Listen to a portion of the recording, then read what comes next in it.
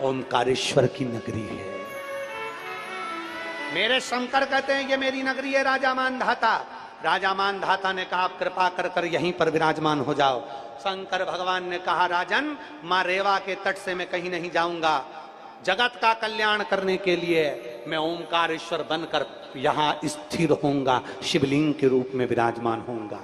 सुनो राजा मानधाता, दुनिया का जो मनुष्य इस नगरी पर आएगा और राजा मानधाता तेरा नाम लेकर मेरे को स्मरण करेगा, उसकी झोली में खुशियों से भरकर भेज दूंगा। ऐसे राजा मानधाता विराजमान हुए। और आज बड़ी खुशी की बात है, जो राजा मानधाता के वंशज भी इस नगरी में आज भी रहते हैं, उनको साधुता देता हूं, उनको धन्यवाद देता हूं। वो राजा के वंशज आज भी निवास करें, उनको साधुता है, धन्यवाद।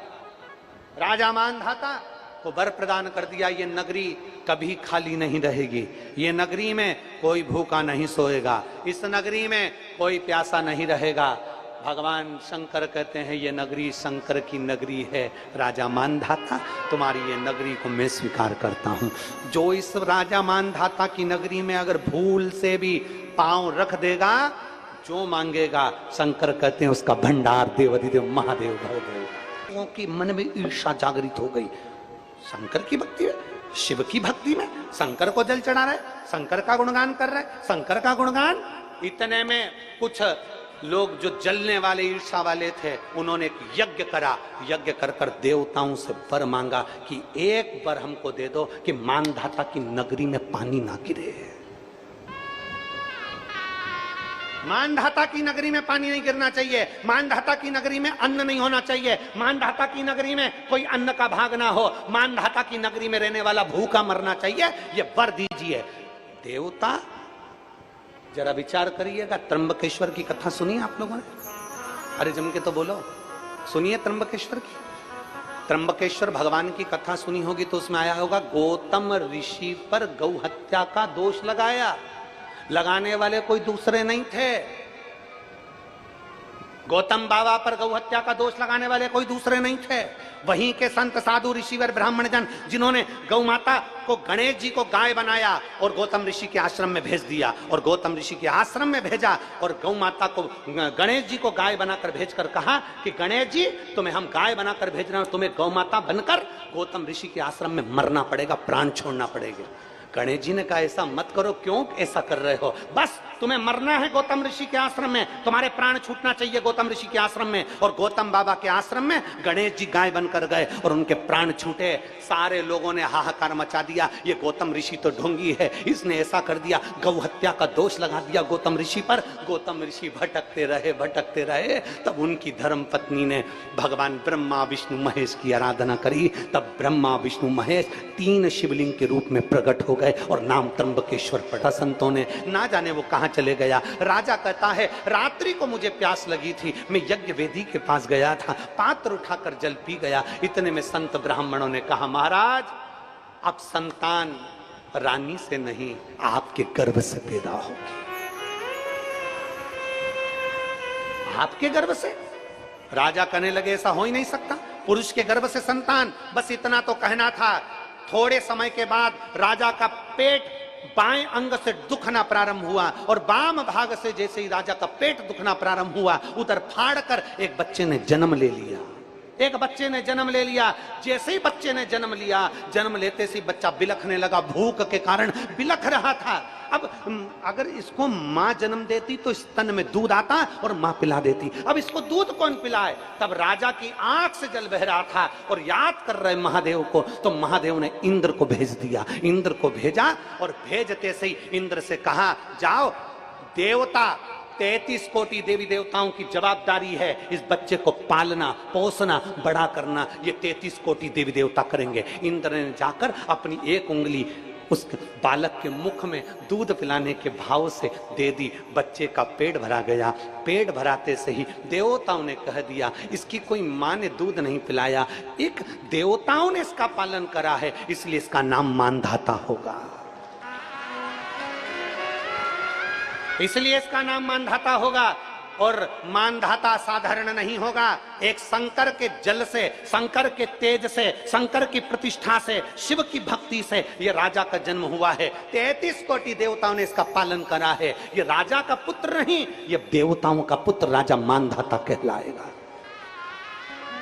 राजा मानधाता, जिसको गोदी में खिलाने के लिए माता पार्वती जी आती थी, जिसको गोदी में खिलाने के लिए मां रेवा आती थी, जिसको गोदी में खिलाने के लिए देवियां लक्ष्मी, सरस्वती, ब्रह्माणी, इंद्राणी देवियां उसको गोदी में खिलाने के लिए आती थी, ऐसे राजा मानधाता थे। जब उनका राजपाट आया, समय की अवस्था ऐसी आ गई, पूरा राज्य जब संभाल लिया तो देवता प्रसन्न हो गए कि अब राजा मानधाता अपने राज्य को संभाल लेगा। पर राजा मानधाता को क्या मालूम था कि कुछ ऐसे भी थे कि जिनके भीतर राजा मानधाता का तेज बल देखकर ईर्ष्या जागृत हो गई। आप अच्छा करोगे ना, बहुत आगे बढ़ोगे ना, बहुत उन्नति की सीढ़ी पर चढ़ोगे ना, बहुत तरक्की करोगे ना, बहुत तुम्हारा नाम चलेगा ना, बहुत शोहरत चलेगी ना तुम्हारी, तुम्हारे पीछे दुनिया के सारे लोग लग जाएंगे कि तुम्हारा पांव पकड़।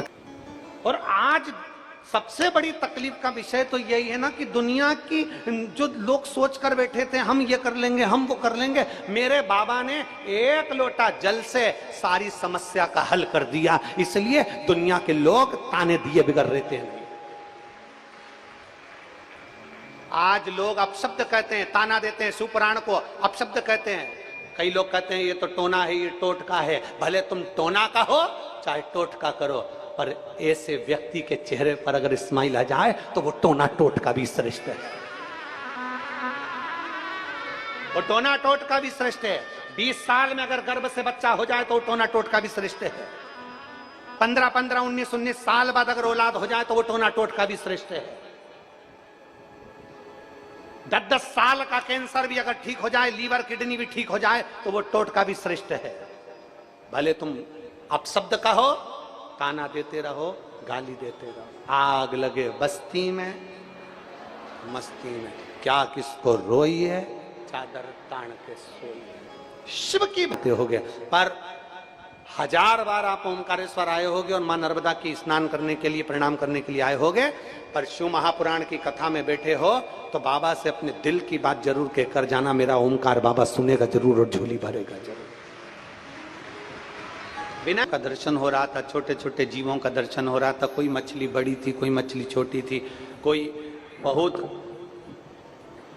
बहुत छोटा सा जीव था, कोई बड़ा जीव था, और वो रेवा मैया की गोद में अटखेलियां कर रहे थे।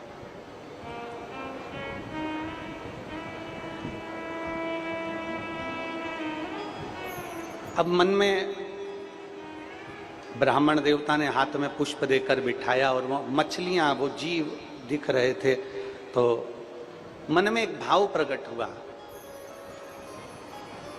एक मछली का जन्म हो जाता है तालाब में, एक जीव जंतु का जन्म हो जाता है कुएं के अंदर, एक जीव जंतु का जन्म हो जाता है खड्डे में भरे हुए जल में, एक जीव जंतु का जन्म हो जाता है कहीं तालाब में, कहीं सरोवर में, कहीं नदी में।